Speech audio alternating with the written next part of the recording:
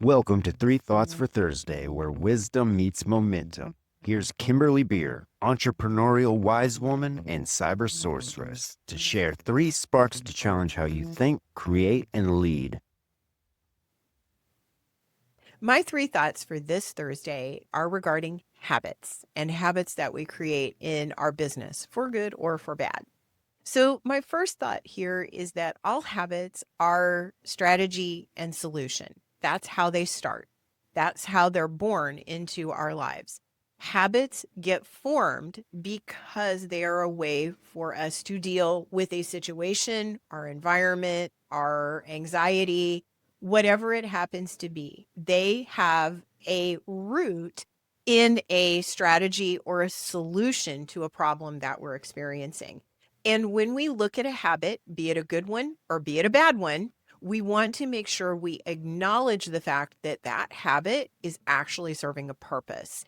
And saying that we are going to eradicate it or develop it means that we need to know why that habit got formed and what it is supporting in the architecture of our life and what part it is playing in our system.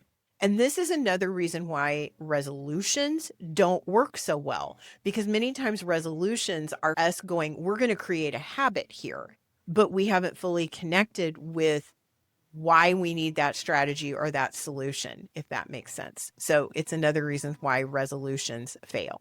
My second thought on this subject is that removing a habit without replacing its function creates backlash. In other words, it is part of your system and part of the structure. And if you take out anything out of a system or out of a structure, it causes disruption. And sometimes that disruption is minor and you will figure out another habit to fill in the blank.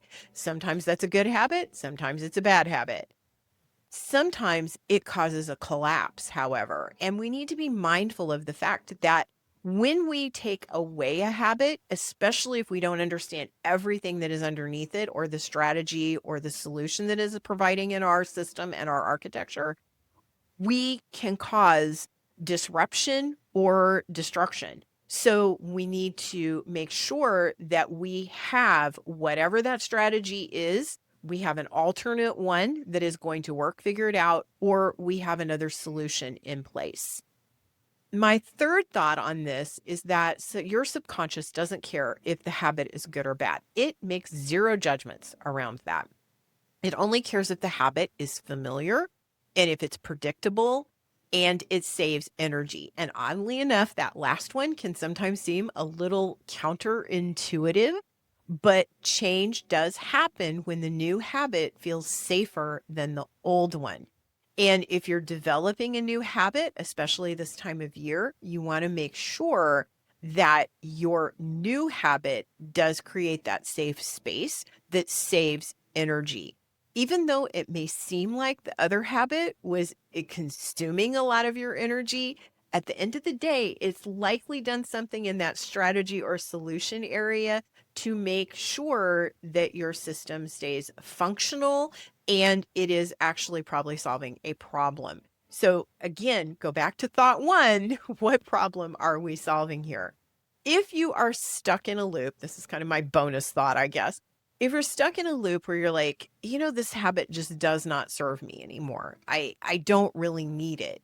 If it didn't go ahead and go away on its own and it's a habit that you want to change, then kind of still look around deeper. That's a clue that chances are you haven't completely figured out a alternate strategy that's going to work, or it's still solving a problem, maybe not the original one that developed it.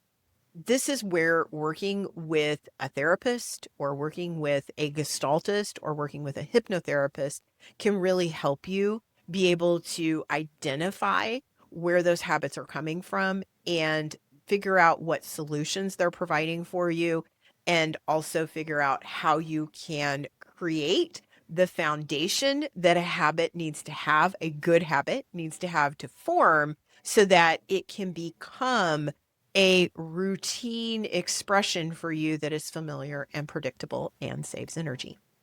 All right. Thank you for hanging out with me today. I hope you're making listening to the Be More Business podcast a habit, and I hope it's a good one for you.